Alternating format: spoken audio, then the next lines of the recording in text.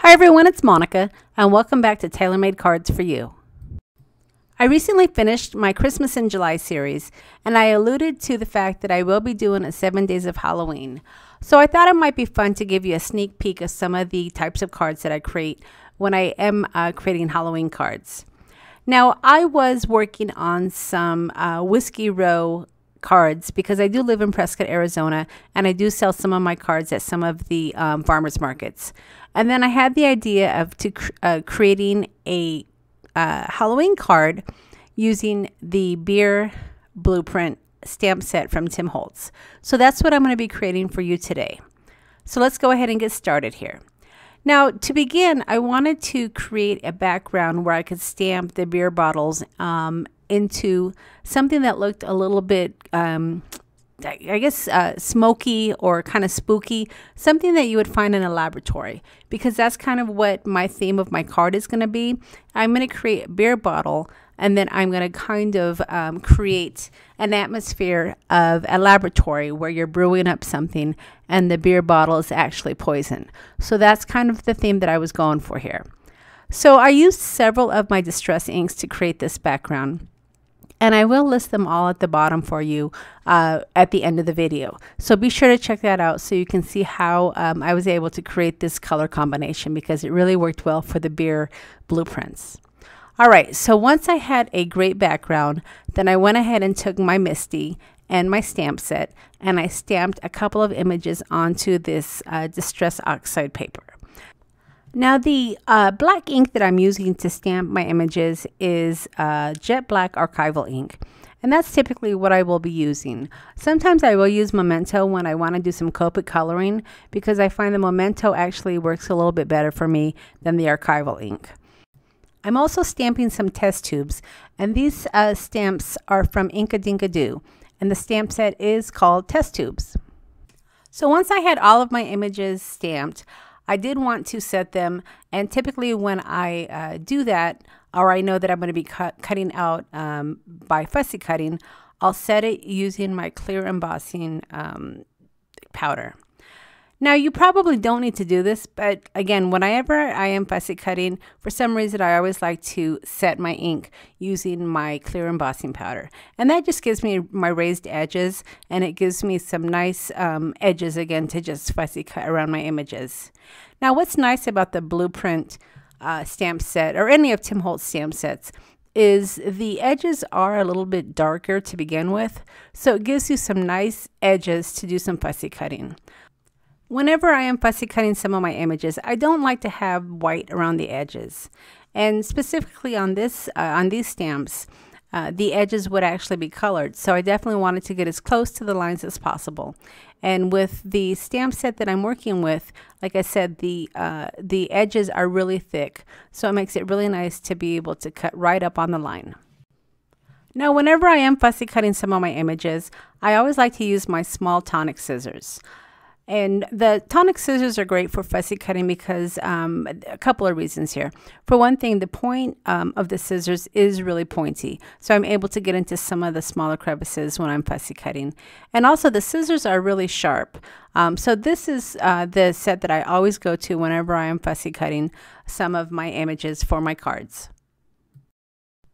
Okay, so once I have all my images cut out, then typically what I'll do is I'll take some of my my oxides, my distress inks or my distressed oxides, and I will add some coloring to the edges of my images. Now, this is for a couple of reasons. Number one, I want it to be old and look a little aged, so the distress oxides or the distress inks work well for that. But also because I don't want to have any white edges around the cardstock when I fussy cut it. So I easily am able to fill in some of those white edges with my ink. Okay, so now that I have all of my images cut out and distressed, it's time to put my card base together. Now, I am using 3 layers for this particular card base, and that's because I wanted to have some thickness to it. Typically, when I am adding several images when I've fussy cut, I like to have a nice sturdy background, and so I layer a couple of my cardstocks. So I am using my distress tool to edge up some of the cardstock just to make it a little bit more grungy. And then I'm going to add my top layer to the second layer. And then once I have my base together, then I'm going to start putting together my design. Okay, so at this point, I'm going to go ahead and get you into the Halloween mood, and I'm going to turn on some Halloween music. And then I'll be back at the end of the video to finish off the card.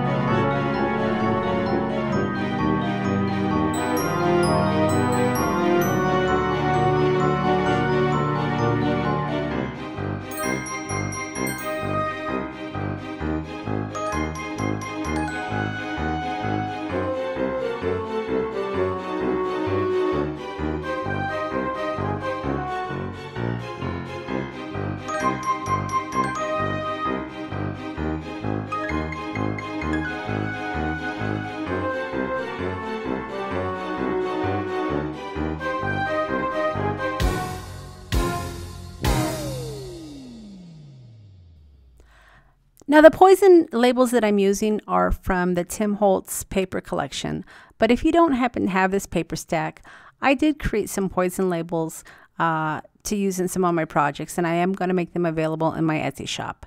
So I will create some links for you in the product list below so you can check those out. So as I mentioned in my Christmas in July series, I am going to be doing a 7 days of Halloween, and this card is just a little sneak peek of some of the types of cards that I'll be creating in this series. I haven't determined the actual week that I'll be doing this series, but I will make sure I give you guys plenty of notice.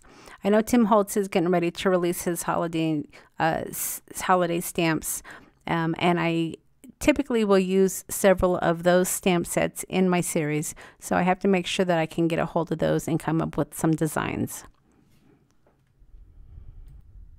But this is at least an example of how you can create a Halloween card using some of the stash you may already have in hand. Who would have thought that the beer set from Tim Holtz could be turned into a creepy Halloween card?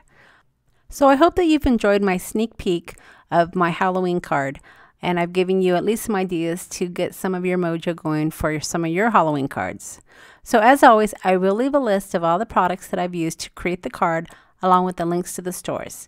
If you've enjoyed the video, I would sure appreciate a thumbs up. And I would really appreciate it if you share my video as well. I know many of us are on Facebook and in social media, and I would really love for you to share my video. It's always fun when I have a lot of viewers in my 7 Days of Halloween series. So if we can kind of build up that subscription of my subscribers, that will be great. I would really appreciate it. Now, if you haven't subscribed to my channel yet, don't forget to hit that subscribe button before you head out. And remember, there is a little bell that you can click so that way when any of my videos do get posted, you'll get notified. Also, if you'd like to leave a comment, I really enjoy reading your comments. Let me know what you thought of this card and if you've started thinking about Halloween cards yet. I know we have a couple of months still till the holiday, but some of these designs can get pretty intricate. So I'm just curious if you've started creating any of your Halloween cards yet, or at least started to think about some of the designs.